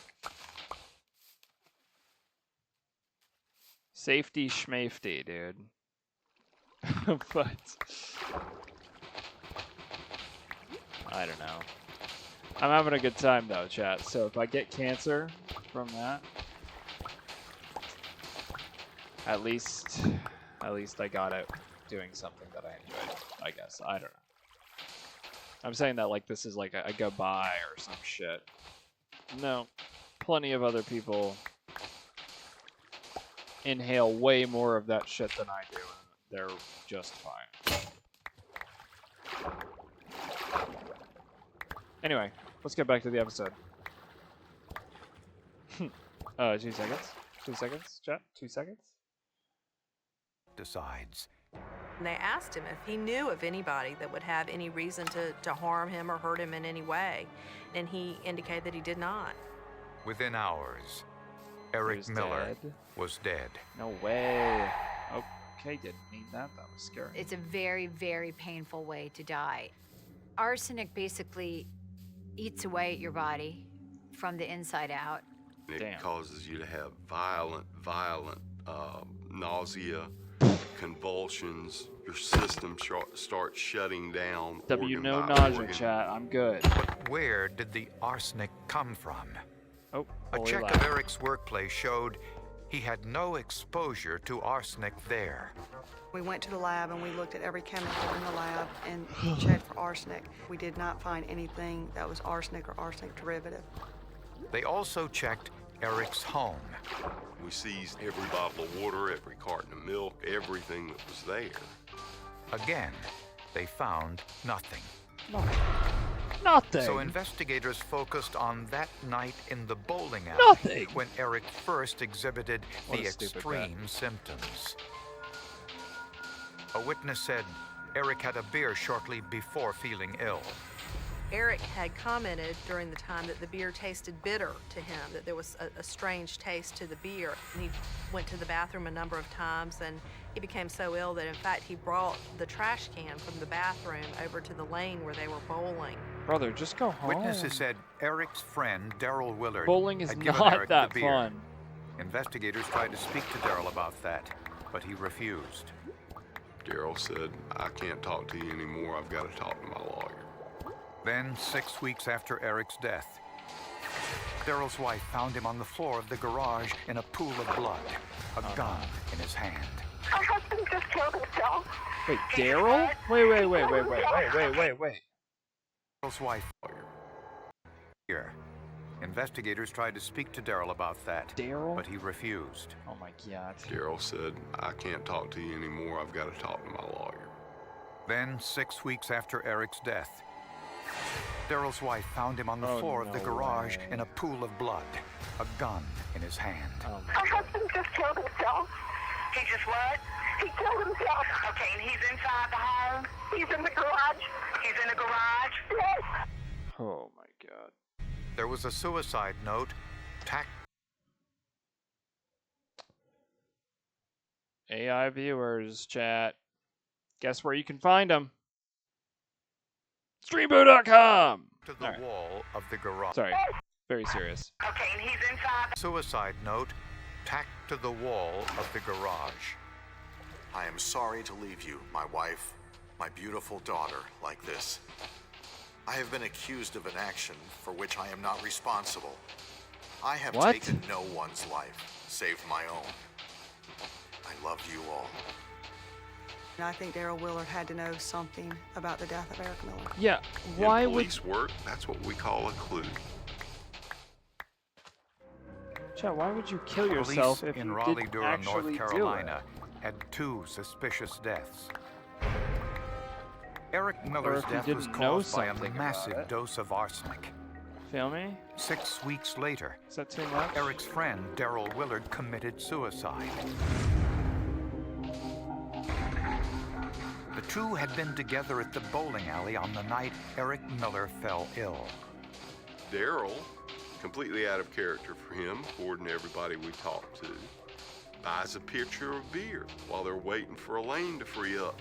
But when Eric took his first swallow of beer, it doesn't taste quite right. And shortly before Darrell Willard committed suicide, he had confessed to his wife that he had been having an affair with Ann Miller, Eric's wife. We don't know whether or not he told his wife anything else about his potential involvement with arsenic or Eric Miller at the bowling alley. Investigators searched Willard's work computer and Don't phone tell me, records. Ann. They also searched Ann Miller's. They found ample evidence of the affair. Oh my God. From the middle of October until Eric's death, she's got like 500 cell phone calls to Darrell Willard's desk, to his house, or to his cell phone. She's called him over 500 times. Damn. Ann also sent Darrell emails. I want to make you feel so many things. I want to show you new things. I want to touch places in you that you didn't know existed. You better leave the women alone. You have me. Ann Miller and Darrell Willard both worked together at the same pharmaceutical company. No thanks. Investigators learned they spent a weekend together at the Ritz-Carlton Hotel in thank you, Chicago Ann. shortly before Eric's death. That ain't me. They registered as Mr. and Mrs. Darrell Willard. Holy But fuck. hotel employees later confirmed that the woman was Ann Miller. Oh my God. Ann and Darrell ordered a lot of room service. What? Just 3 days Fucking later, when Eric fatties? Miller What- was in the what was hospital, that comment? investigators learned that his wife Ann contacted another man with whom she was having an affair. No way. A fellow scientist living in California. Oh my God. Ann says, my husband is gravely ill, but if I could buy you a beach house and spend the night with you, I would do it in a heartbeat. She also said in that email communication that he could call the house and they could speak by phone because her in-laws wouldn't know any better and they wouldn't suspect anything. No one knows if Darrell Willard knew Ann Miller was involved with other men, but it was clear to investigators that Darrell Willard and Ann Miller both had a motive to kill Eric. At the pharmaceutical company where both Ann Miller and Darrell Willard were employed, police found arsenic. They were using cacodilic acid to clean their glassware. And at first glance, you might not know what cacodilic acid, but it actually is arsenic. This was the same type of arsenic found in Eric Miller's body, which meant the poison that killed him probably came from the lab where his wife and her lover worked. Oh my There God. were some controls with regard to arsenic and access to arsenic in the lab. Those controls were not particularly tight. But a search of both the Willard and Miller homes turned up nothing. We had it all tested for arsenic. It all came up negative. Although police considered Ann Miller a suspect, Eric's parents did not. Eric's parents were What? very adamant that Ann was not involved. They had Interesting. accepted Ann into their family. She Right. was their daughter-in-law, and they had a good relationship with Ann. Right. But strangely, against the wishes of Eric's family, Ann insisted that Eric's body be cremated. Oh. Everyone that follows any type of forensic investigation knows that the easiest way to get rid of evidence is by cremating somebody. Yeah. Eventually, Ann Miller quit her job, sold her home, and What? moved 3 hours away to Wilmington, North Carolina, What? where she refused to cooperate further with investigators. The fuck kind of what? But even though Eric's body was cremated, the medical examiner kept samples from his autopsy. Investigators hoped something in these samples would prove a homicide. In the search for Eric Miller's killer, medical detectives hoped to find some clues Oh, in I'm not tissues splitting this up. saved from his autopsy. Scientists knew Eric's death was caused by arsenic poisoning, but they needed to find out when and by whom. Arsenic stays in your hair. Obviously, your hair grows, and so the poisonings that occurred earlier are going to be on the end of your hair, and the poisonings that are more recent are going to be towards the scalp. Eric Miller's hair was kept in storage after his autopsy. From the Hairline. length of Eric's hair, investigators would have a record of the last 6 months of his life. Wow. In a process called neutron activation, the hair samples were cut into 5mm sections. Each I think I know that section one, chat. represented about 2 weeks in Eric Miller's life.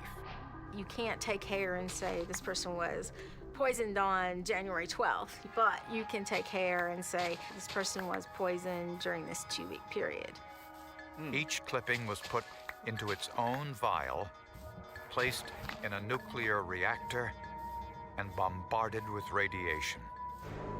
The resulting graph showed Eric ingested a huge dose of arsenic in the 2 weeks before his death.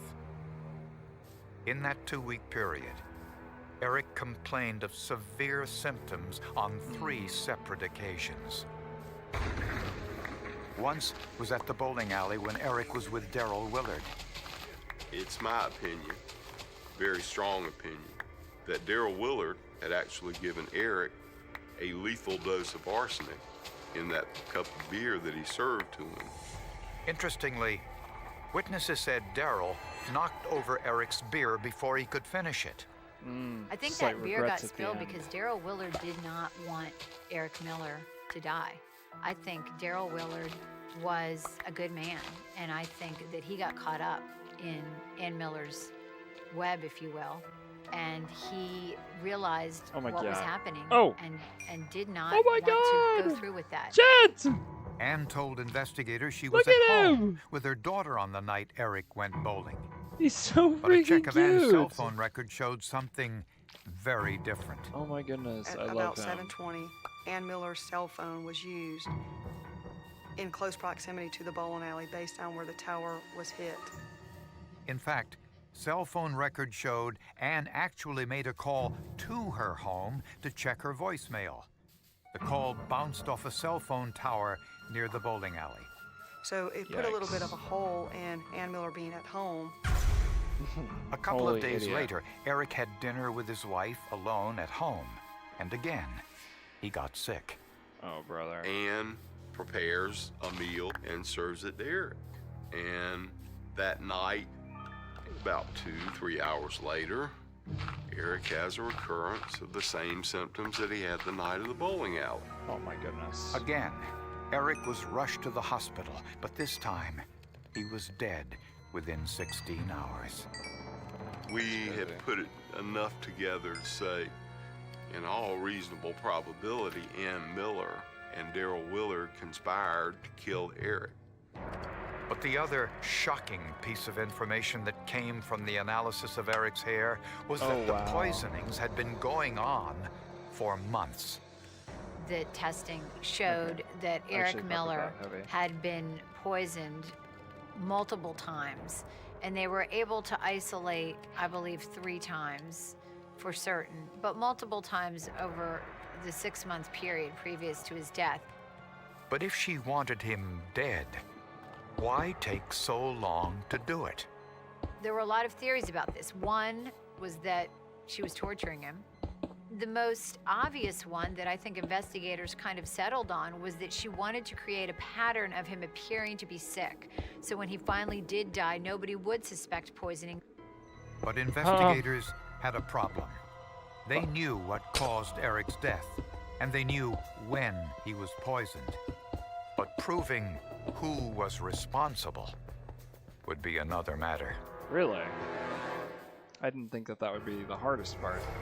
Investigators believe that Ann Miller had poisoned her husband and was responsible for his death. It was the motive they had a hard time figuring out. Since Eric didn't have a big life insurance policy, money was not considered a motive. Interesting.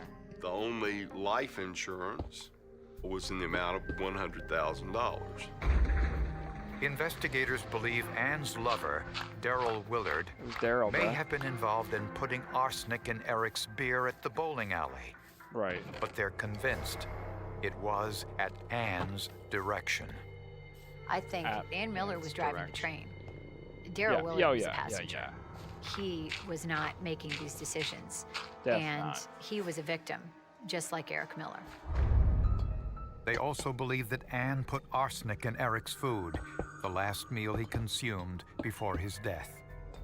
The massive dose of arsenic was given to Eric the night before he finally went to the hospital for the last time. Investigators also found evidence that Eric Miller had come very close to finding out about Ann's affair with Daryl Willard. It happened when Ann didn't come home from work on time. Eric got upset and started driving around trying to find Ann because they didn't know where Ann was. At 9 o'clock, she then calls her mom and she finds out everyone's looking for her. And I think, in my opinion, what triggered Ann to do something, it was getting close for Ann Miller. She almost got caught by Eric on November 29th of committing adultery or having an affair, and it triggered the fatal dose of November 30th. I think she didn't want to be a divorced woman. She didn't want that stigma. She didn't want to deal with child support, child visitation, custody.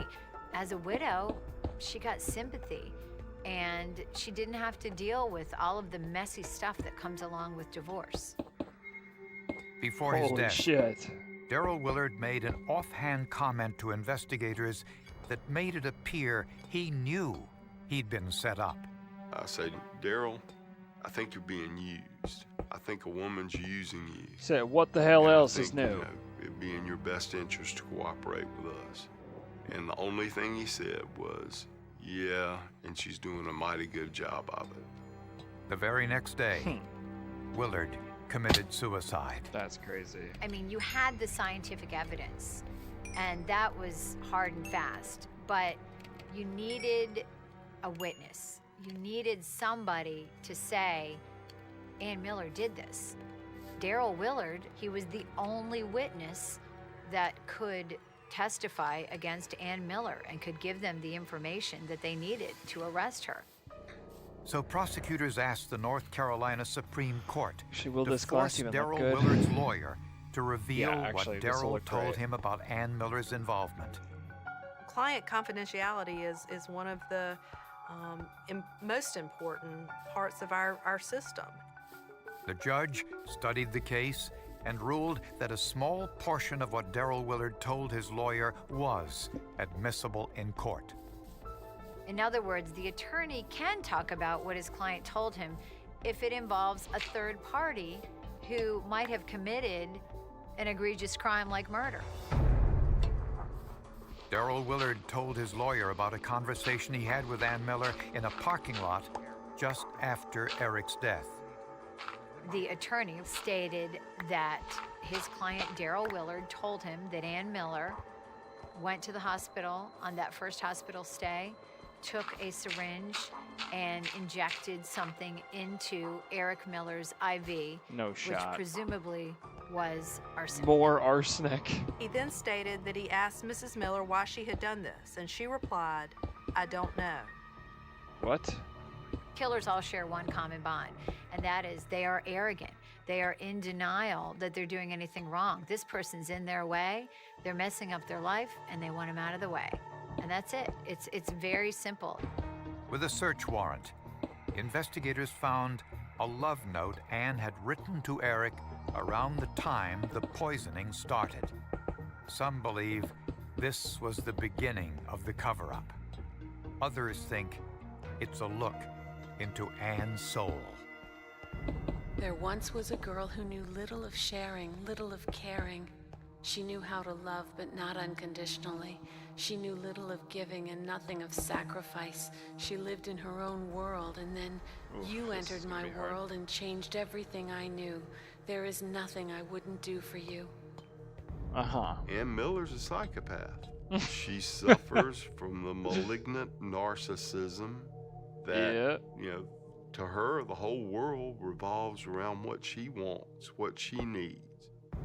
Rather than risk a jury trial, Ann Miller agreed to plead guilty to second-degree murder and received a minimum sentence of 25 years in prison.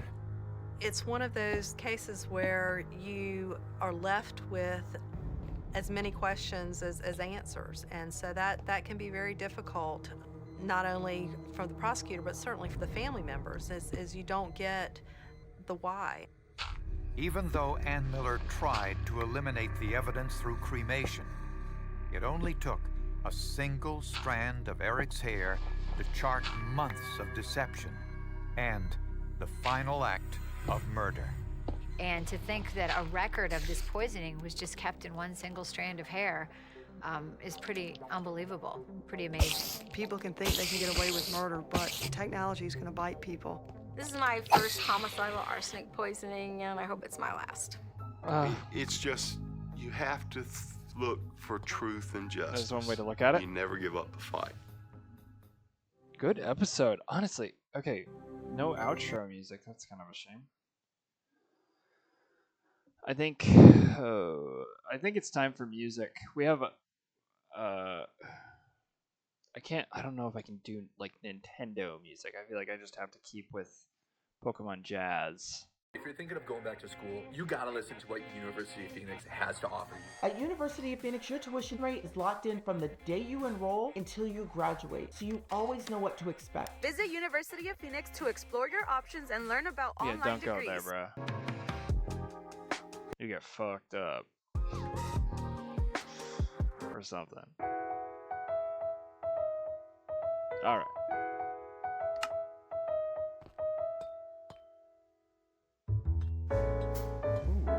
Ooh, I love chat. Hold on.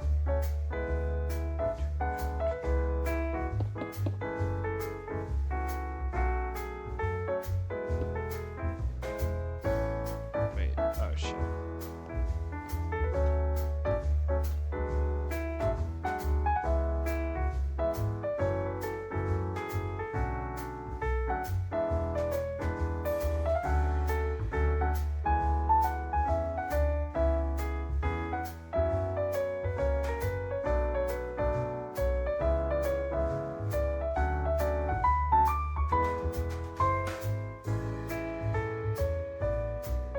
Scratch that, reverse it. Alright.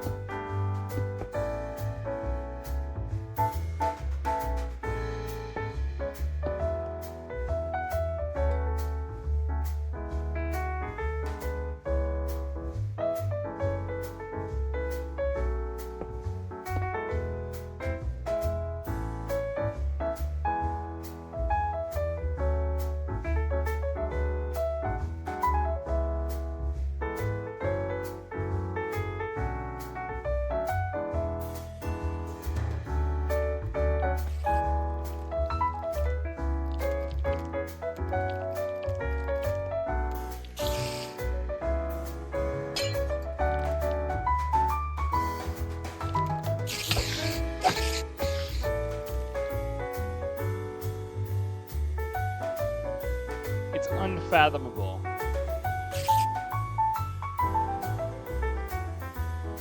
This stupid bitch is here. Okay.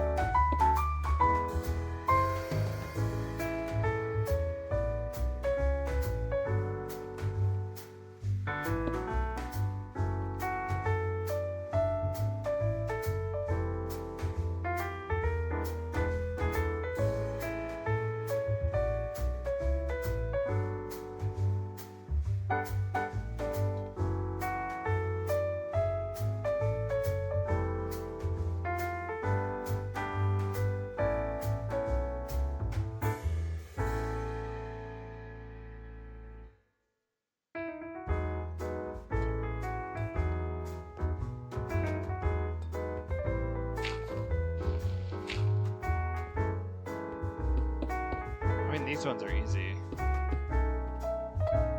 Just fill it in. Okay.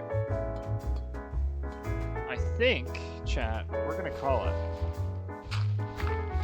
It's only a 2-hour stream, not that long. I'm sorry, I really wish.